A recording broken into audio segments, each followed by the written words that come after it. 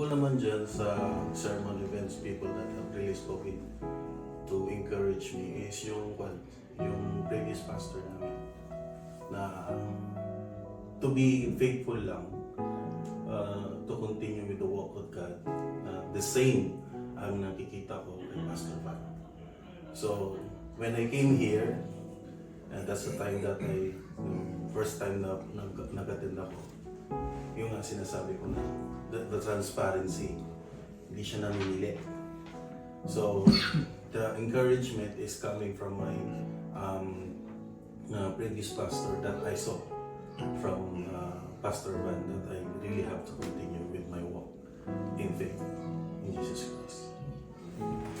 Any sermons, events, or people that have really spoken to you or encouraged you? Yes, every Sunday, every prayer meeting, every Bible study. So those events that really encourage me, and of course, there's always a word of God that really help me encourage, and also to be with brother and sister in Christ. So that is to see its brethren faces every time. It encourages my spiritual life as well. And yeah, so in every event here in the SLC, it's very encouragement for me to join, to see people here.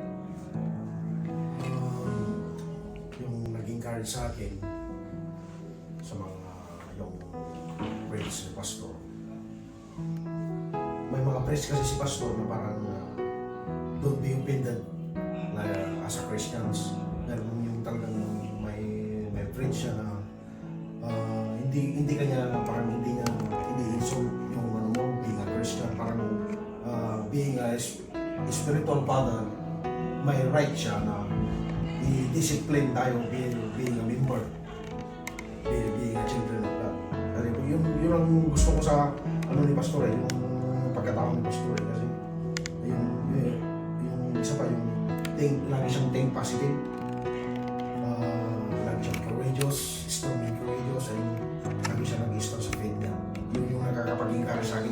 Yung kasi ang dami ko na kasi na-encounter ng mga pastor being a long-term Christian, ang dami ko na na-encounter ng mga pastor, pero marami talaga parang hindi ako nabiblis pero kay pastor, hindi ko kino-compare si pastor sa like on the other pastors, but pastor is for me is a unique pastor for me. That is, sabi ko, ito nga talaga yung pastor ko. Kaya hindi natin siya masisi kung minsan mayroon siyang pagkukulang kasi tao naman siya. Is still a human. Pero nandun pa rin siya. Naramdaman ko pa rin yung ano niya, yung love niya. Tapos yung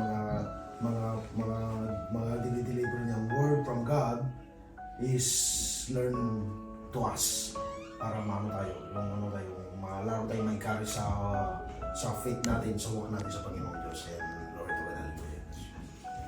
For me, yung sa preaching siguro na stand firm. Kasi sa akin for me, yung faith ko talaga hindi naman ganun ka strong dati. But sa mga preaching ni Pastor, parang na-encourage talaga ako kung bakit pabalik-balik din ako sa DHLC. At parang kasi nag-dwell na sa akin si Holy Spirit. Kaya kahit anong, for example, may time na nada-down ako or back, pero naiisip ko yung mga preaching ni Pastor na stand firm, God is with us. Hindi ko alam bakit. Sa totoo lang, dati naman hindi ako ganito, wala sa akin si Lord.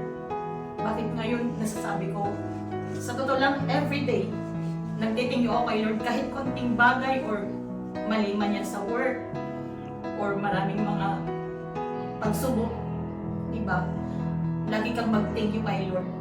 Parang nataniman ako ng nataniman ng word ni God na yun lang ang ginagamit ko sa paglalakbay ko sa mundong ito. Kasi tuwing sinasabi ko sa asawa ko, yung mga word lang talagang nagpapalakas sa akin. Si Lord lang talaga ang nagbibigay sa akin ng strength. Walang kahit kanino. Kasi kung minsan, may time na nadadown ka, maraming mga circumstances na na-encounter natin everyday, pero still, yung faith natin, sabi nga ni At dati sa mga preaching na don't give up, stand firm. Kasi si Lord lang naman talaga makakatulong sa atin.